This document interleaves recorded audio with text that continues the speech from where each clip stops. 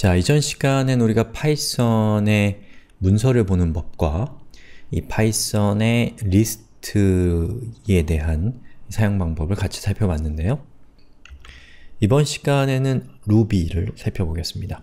자, 루비의 홈페이지는 이렇게 생겼죠. 자, 그 중에서 루비의 어떤 문법적인 것들을 설명하는 부분은 여기 getting started이라고 되어 있는 부분에 여러 링크들이 있습니다. 그 링크들이 루비에서 공식적으로 추천하는 여러가지 문법적인 튜토리얼들이 여기 이렇게 있는 거죠. 자, 그리고 Core API, 스탠다드 라이브러리 API라는 것이 이렇게 양쪽에 두 개가 있는데 이거 두 가지 다 말하자면 레퍼런스라고 할 수 있습니다. 그래서 Core와 Core API와 스탠다드 라이브러리 API라는 것의 차이점은 Core는 기본적으로 들어있는 거예요. 여러분이 특별한 걸 하지 않아도 바로 사용할 수 있는 그런 명령어들이 Core라고 생각하시면 되고요. 스탠다드 라이브러리라고 하는 것은 기본적으로 얘들도 있긴 한데 얘네를 쓰려면 여러분들이 import라고 하는 과정을 좀 거치긴 해야 되는 그런 차이가 있긴 한데 그런 것들 우리 아직 안 배운 거니까 그냥 한 귀로 듣고 한 귀로 흘리시면 되는 얘기입니다. 자, 이 중에서도 우리가 지금 관심이 있는 리스트의 컨테이너, 루비의 컨테이너라고 할 수 있는 array, 한국어로 배열은 Core API에 포함되어 있는 가장 기본적인 데이터 형식이에요. 자, 클릭해보면 자, 이렇게 생긴 문서가 나옵니다. 자, 그 중에서 여기에 이렇게 클래스라고 되어 있고 메소드라고 되어 있는데 이 중에서 우리 클래스 메소드 배운 적은 없지만 어쨌든 클래시스라고 하는 부분에서 array라고 쳐보시면 보시는 것처럼 우리의 관심사인 array가 이렇게 나타납니다. 또는 그냥 위에서 array라고 검색하셔도 돼요. 자, 어쨌든 이렇게 나온 요 array를 클릭해보세요. 자, 그러면 여러가지 이런 array와 관련된 사용 방법들이 아주 자세하게 잘 나와 있습니다. 제가 생각하기에 루비는 이 사용 설명서가 상당히 보기 좋게 잘 되어 있어서 여러분들이 이거를 그냥 코드 중심으로 보셔도 공부할 게 굉장히 많을 거예요. 어렵지 않게 이해하실 수 있을 거고요. 자, 보시면 creating arrays라고 되어 있죠. 이건 뭐예요? create는 이건 보통 알잖아요. 이제 배열을 만든다 라는 뜻인데 여기 있는 이 설명 어렵죠? 어려울 거예요. 그러면 그냥 코드를 보는 거예요. 배열을 이렇게 만들면 되는구나. 보시는 것처럼 우리 배웠던 내용이죠. 자, 1, 2, 3.0 이렇게 하면 요 세 개의 값을 담고 있는 array가 만들어지고 그것을 ary라고 하는 변수에 담았구나 라는 걸 알 수 있는 거죠.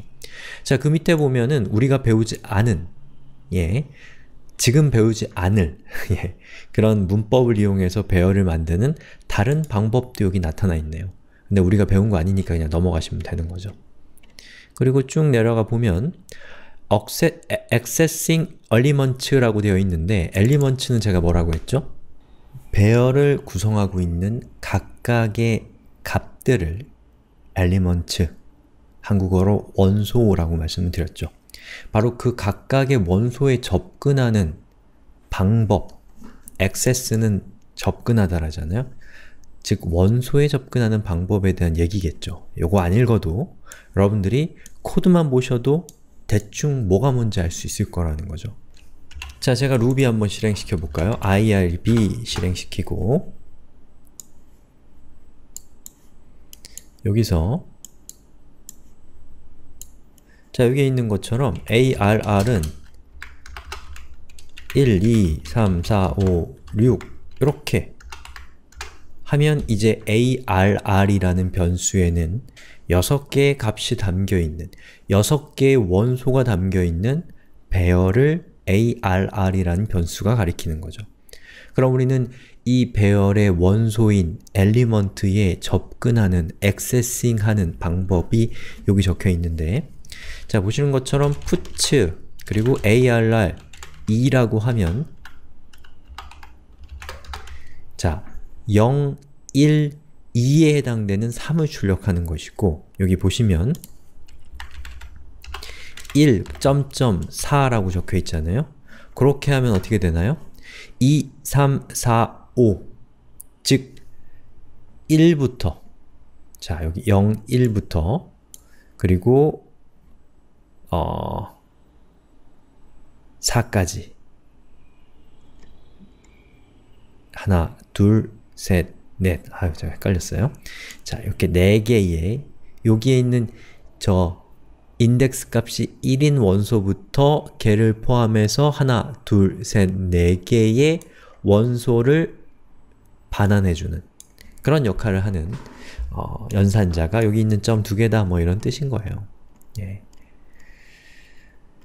그런 식으로 여러분들이 여기 있는 내용들을 보면서 하시면 되는 거죠. 뭐 여기에 있는 요 퍼스트 같은 경우는 여러분이 이 배열에 있는 첫 번째 값을 가져올 때는 이렇게 하시면 되겠죠? 근데 다른 방법으로 좀 더 인간 친화적으로 점 first는 첫 번째라는 뜻입니다. 그럼 이렇게 되고 마지막 걸 가져오고 싶다. 그러면 last라고 하면 보시는 것처럼 arr에 담겨있는 마지막 값을 가져오는 것이죠. 자, 밑으로 쭉 내려가 볼까요? 여기에 우리의 관심사, 예, 중요한 것 중에 하나인 length가 있나요? 자, arr. 여기 있는 length를 한번 써보죠.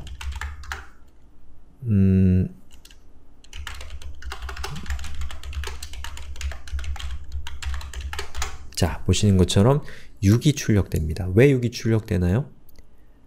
자, 여기에 있는 요 arr이 가리키는 배열은 총 6개의 값을 가지고 있기 때문에 보시는 것처럼 점 length를 하게 되면 그 6이라고 하는 숫자가 화면에 출력된다라는 것을 우리가 이걸 통해 알 수가 있는 거죠. 자, 그리고 만약에 여러분이 값을 추가하고 싶다. 그럼 여기 보시는 것처럼 arr 다시 한번 카피해서 실행시켜 볼게요. 복사. 그럼 이제 arr은 4개의 값이 담겨있는 배열이 됐죠. 그 상태에서 저 밑에 적혀있는 것처럼 push 하고서 5를 적어주고 제가 arr을 화면에 출력해보면 보시는 것처럼 아까는 값이 4개였는데 지금은 요걸 실행했기 때문에 즉 5라는 값을 arr이 가리키는 이 리스트에 푸시한 거죠. 그래서 5가 포함이 된 겁니다. 자, 이런 여러가지 기능들이 있어요. 예. 그리고 여러분이 무언가를 삭제하고 싶을 때는 여기 적혀 있는 것처럼 만약에 arr에 인덱스 2에 해당되는 저 3을 지우고 싶다. 그러면 여기 적혀 있는 것처럼 delete at 그리고 0, 1, 2 이렇게 한 다음에 arr을 이렇게 쳐보면 보시는 것처럼 이 3이 삭제가 됐죠. 왜냐?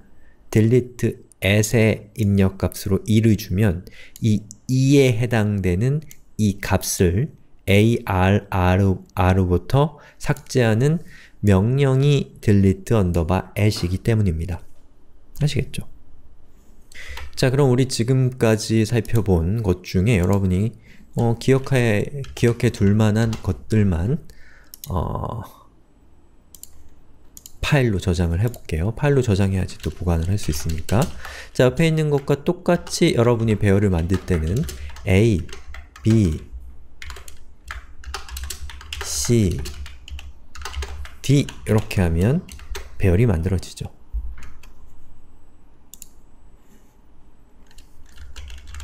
자, 만약에 실행하는데 이상하게 에러가 나면 여기 ruby on race라고 되어 있는 경우가 있거든요.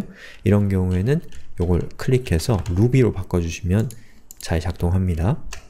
자, 이렇게 됐죠. 자, 그 다음에 이 ruby에서 어떤 배열의 원소의 개수를 알고 싶을 때는 그 배열의 length라고 이렇게 해주시면 그 값을 알 수가 있습니다. 그래서 puts 이렇게 하고 실행하면 4가 출력이 되죠. 그리고 어떤 배열에 여러분이 값을 추가하고 싶다. 그럴 때는 append가 아니라 push라는 다른 이름을 가지고 있는 명령을 쓰시면 됩니다.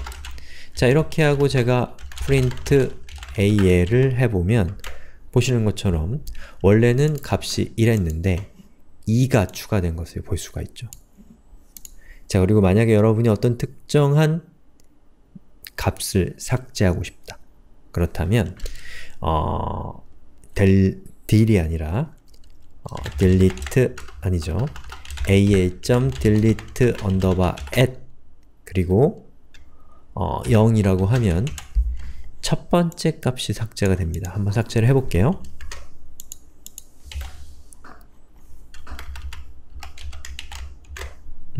삭제가 됐고 정말 삭제가 잘 됐는지 확인하기 위해서 이걸 실행해 보면 자, 이렇게 되는데 이 앞에다가 print 이렇게 줄바꿈을 해야지 좀 보기가 좋겠죠. 자, 그러면 이렇게 첫 번째 원소였던 얘가 바로 delete _at로 인해서 삭제됐다는 걸 볼 수가 있죠. 예. 자, 이렇게 해서 제가 루비에서 여러분이 그 원소의 개수를 알아내는 법, 그리고 원소를 추가하는 법, 삭제하는 법, 이렇게 필수적인 루비의 기능들을 살펴봤는데요. 자, 여기에 있는 이 push, 또 delete add 이런 것들 있잖아요. 아직 우리가 배우지 않은 문법적인 체계에서 설명한 것이기 때문에 여러분들이 이거를 기억하려고 하면 너무 많은 기억력을, 너무 많은 메모리를 써야 돼요. 여러분의. 그렇기 때문에 그냥 뭐가 있다 정도만 일단은 익히시고 나중에 우리 수업 뒤에서 메소드 또는 함수 이런 것들을 배울 건데요. 그때 문법적인 것들에 대한 설명을 할 거고 여러분들이 그 설명을 바탕으로 해서 요러한 delete at이라든지 또는 append라든지 이런 것들의 어떤 문법적인 특성을 이해하시면 기억해야 될 것이 훨씬 적어지게 됩니다. 자연스럽게 부담도 적어지니까 지금 여러분들이 이거 외우려고 부담을 가지시는 건 손해예요. 뒤에까지 다 본 다음에 앞에서 한 번 더 보실 거 아니에요? 그때 꼼꼼하게 체크하면서 가시면 훨씬 덜 힘들게 공부할 수 있습니다. 자, 이렇게 해서 우리가 지금까지 문서를 보는 법, 그리고 배열에서 조금 더 중요한이 아니라 조금 더 심화된 내용을 살펴봤고요. 다음 우리가 지금까지 살펴봤던 이 컨테이너라는 것은 우리가 지금은 컨테이너의 문법적인 요소 또는 컨테이너의 어떤 성질 이런 것들만을 살펴본 거예요. 컨테이너를 어디다 쓰는지는 아직 우리가 보지 못한 상태입니다. 자, 그것은 반복문 시간에 다시 한번 등장하게 될 주제니까 이 컨테이너는 반복문과 함께 여러분들이 생각해야 된다 라는 그런 느낌을 갖는 것이 중요합니다. 이를테면 우리가 불리언과 조건문을 서로 뗄래야 뗄 수 없는 관계라고 했던 것과 비슷한 거예요. 아시겠죠? 자, 그러면 배열에 대한 또 리스트에 대한 수업은 여기까지 하도록 하겠습니다.